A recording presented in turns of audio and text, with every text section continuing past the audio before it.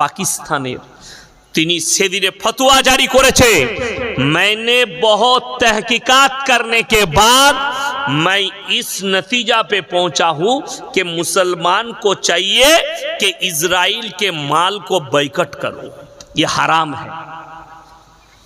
জানেন আমরা 2 litre Thums up কিনি না দোকানে পাওয়া যায় 2 লিটার থামস আপ, একটা 2 লিটার থামস আপের দাম 100 টাকা।